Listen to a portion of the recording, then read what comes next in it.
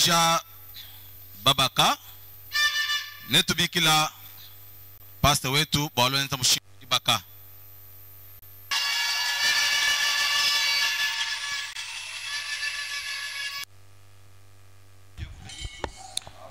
Nzambi wetu atubelesha bonso.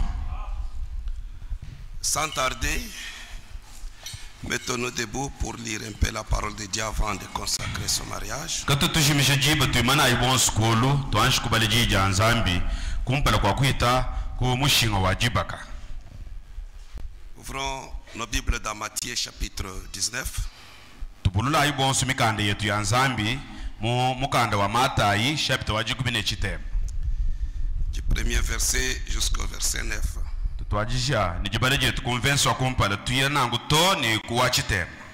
Lorsque Jésus a achevé ce discours, il quitta la Galilée et alla dans les territoires de la Judée au-delà du Jourdain.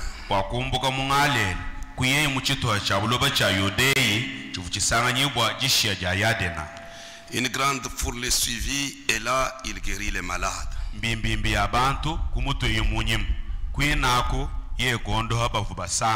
Les pharisiens l'abordèrent pour l'éprouver et dire: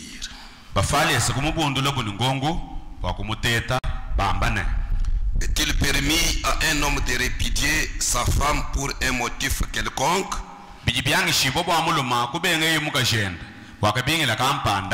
Jésus répondit: n'avez-vous pas lu que le Créateur au commencement fit l'homme et la femme?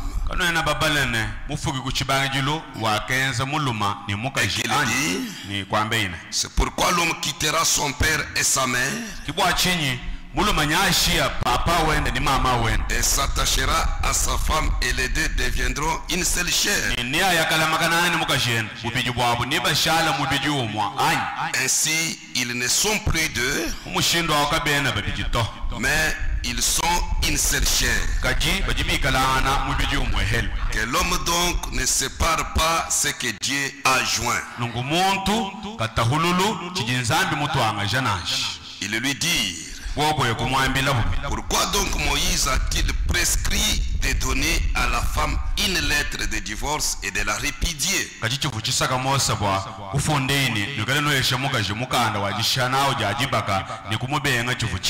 Il répondit: c'est à cause de la dureté de votre cœur que Moïse vous a permis de répudier vos femmes.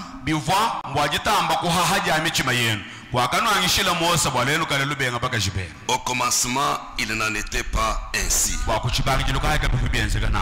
Mais je vous dis que celui qui répudie sa femme, sauf pour infidélité, et qui en épouse une autre, commet un adultère.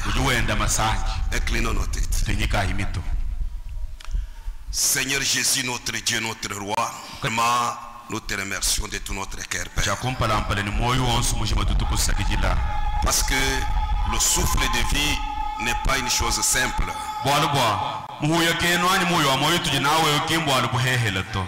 La santé n'est pas une chose simple.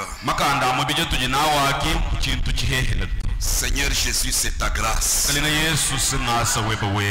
prouve que Dieu a encore à faire avec nous sur cette terre. C'est pourquoi, Seigneur, comme nous n'avons ni argent ni or à te donner, tout ce que nous avons, merci Père éternel. Nous voulons passer à cette cérémonie au Dieu. Ce n'est pas l'homme qui le fait. N'accepte pas que ce soit l'homme, Seigneur.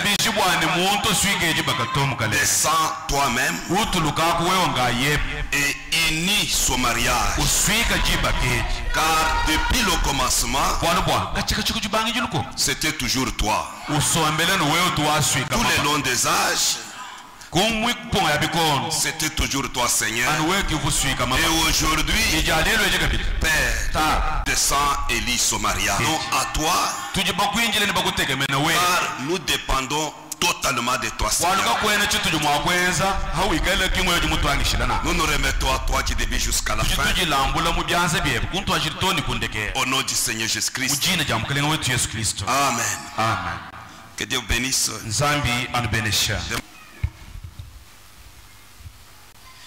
Oui, chers frères et sœurs, à la lumière de la parole de Dieu,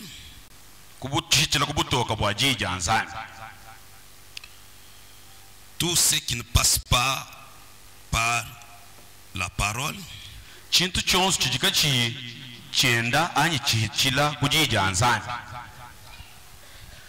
Dieu ne connaît pas cela.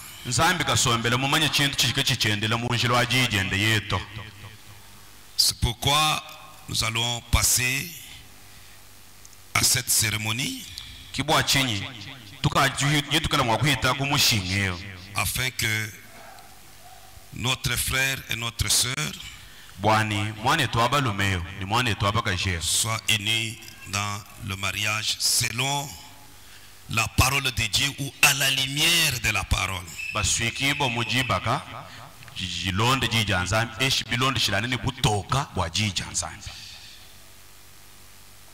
Si il y a parmi nous le père ou le responsable direct de la sœur, et peut se tenir debout.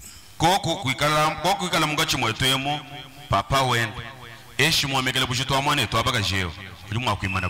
peux lui donner le micro.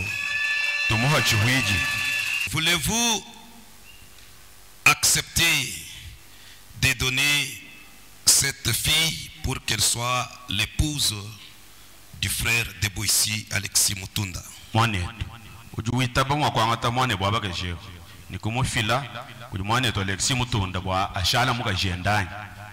Vous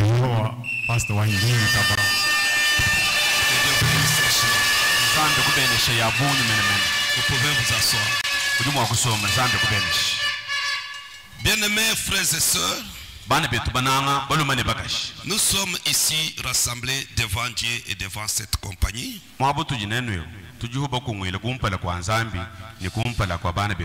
pour unir ce frère et cette jeune sœur en un saint mariage.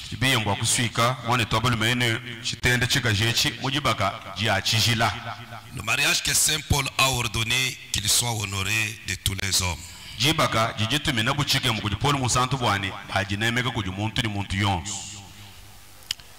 Donc, personne ne doit y entrer avec imprudence ni légèreté. Mais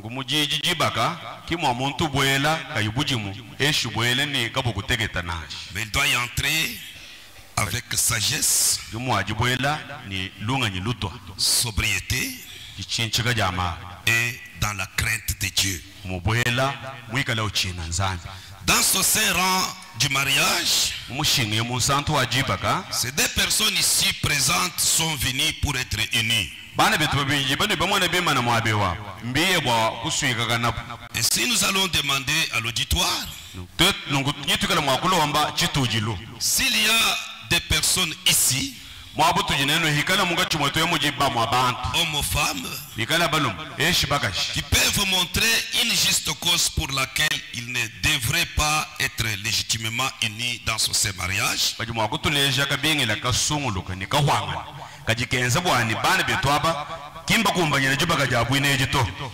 voulez-vous en parler maintenant?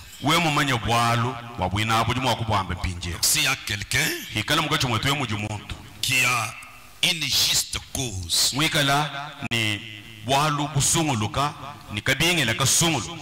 qui peut faire que qu'on ne puisse pas lier ce mariage, il peut lever la main et dénoncer cela.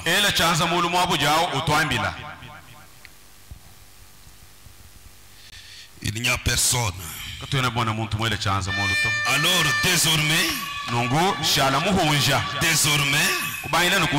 et pour toujours, taisez-vous. À vous maintenant, frères et sœurs, je vous demanderai à tous les deux,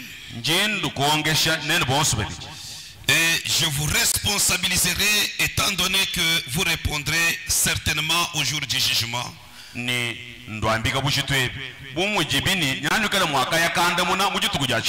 Lorsque les secrets de tous les cœurs seront révélés. Si l'un ou l'autre d'entre vous connaît quelque chose, quelques obstacles, faisant que vous ne devrez pas être légitimement unis dans ce mariage,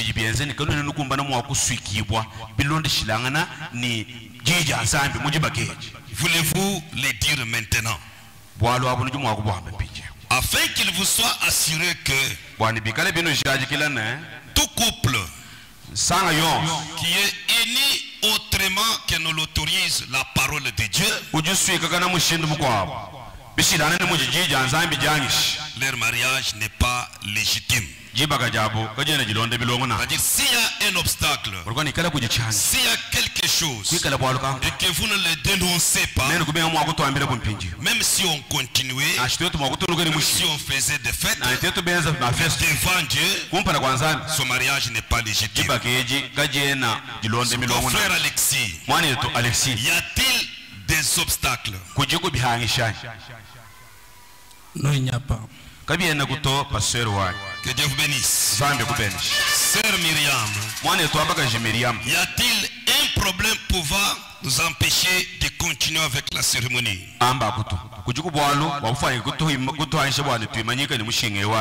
Il n'y a rien, mon pasteur. Que Dieu vous bénisse richement. Maintenant, initiez vos deux mains droites.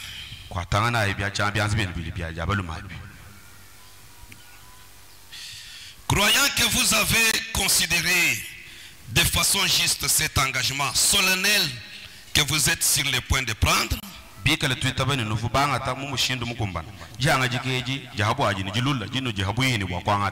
vous vous êtes préparé pour y entrer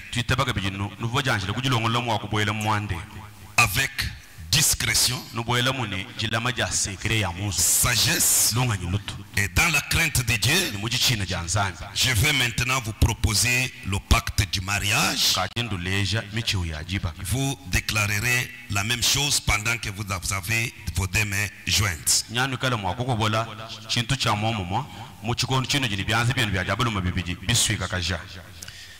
Frère Alexis, voulez-vous avoir cette femme comme votre épouse de mariage légitime? Pour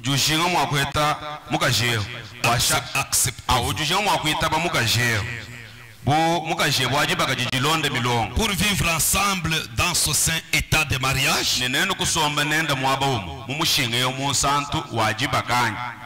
Oui, mon pasteur, sincèrement.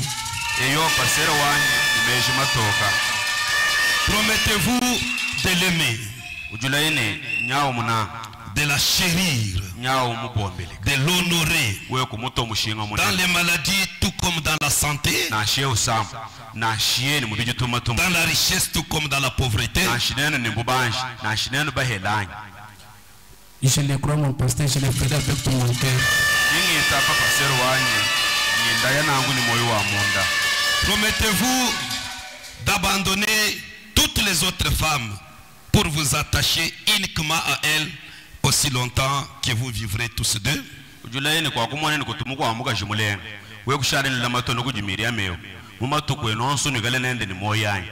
Et yo, pasteur, oui.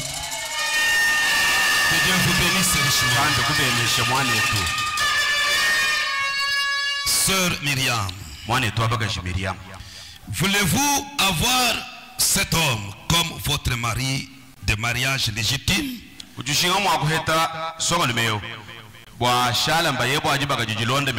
Pour vivre ensemble dans ce saint état de mariage? Je le veux, mon pasteur. Promettez-vous de l'aimer, de l'honorer, de le chérir dans les maladies tout comme dans la santé,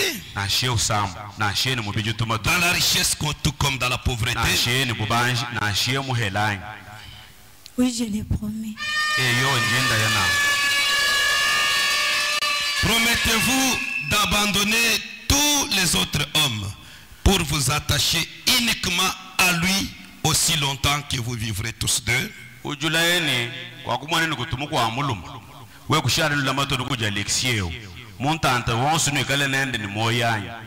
mon pasteur.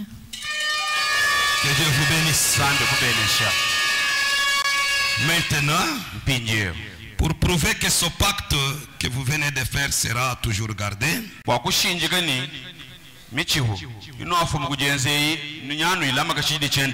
placez vos deux anneaux sur la Bible du ministre.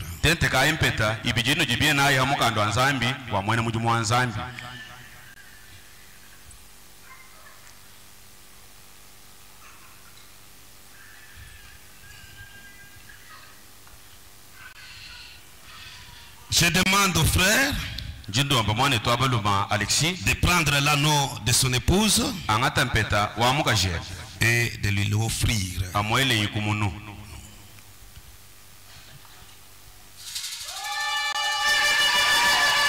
Sœur tournée.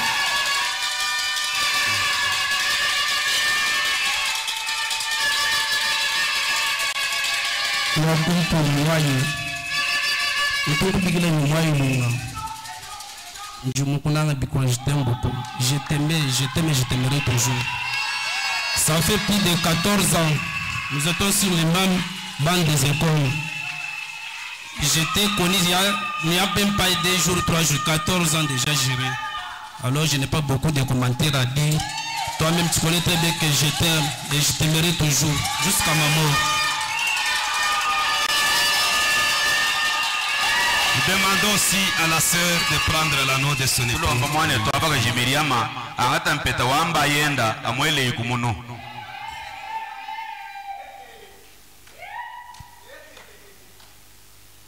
Alex, mon amour, devant tous nos deux familles, devant son serviteur, devant les saints de Dieu, je te promets l'amour, la soumission et tes enfants, pour le meilleur pour tes enfants. Je t'aime beaucoup. Que Dieu te bénisse.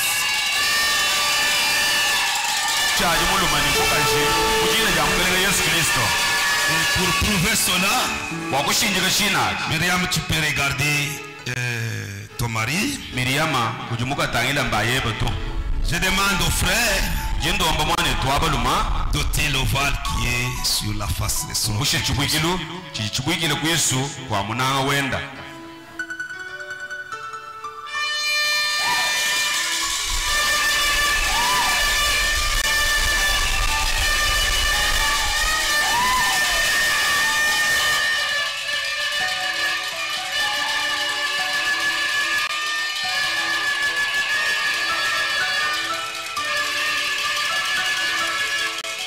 Et pour prouver cela devant le monde aujourd'hui et devant la Sainte Église de Dieu, je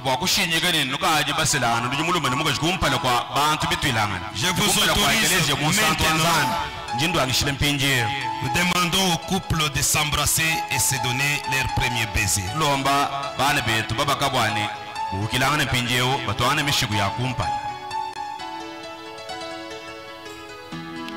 Embrassez-vous et donnez-vous un baiser.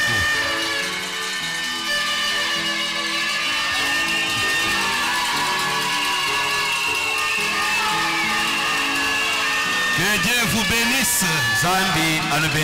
Vous pouvez tourner et regarder maintenant la congrégation.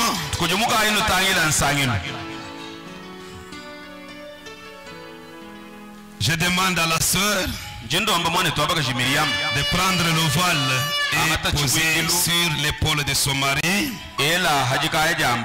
pour montrer que dès maintenant tous mes désirs sont portés sur lui.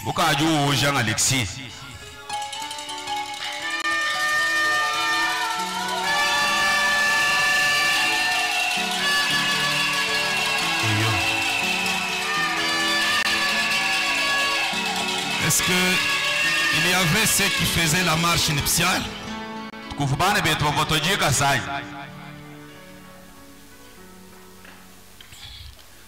On peut entonner le cantique nuptial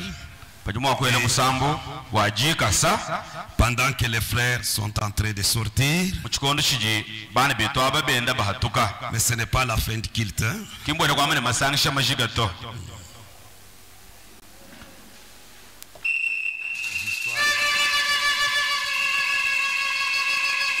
Oui, petit à petit, soyez là en train de sortir.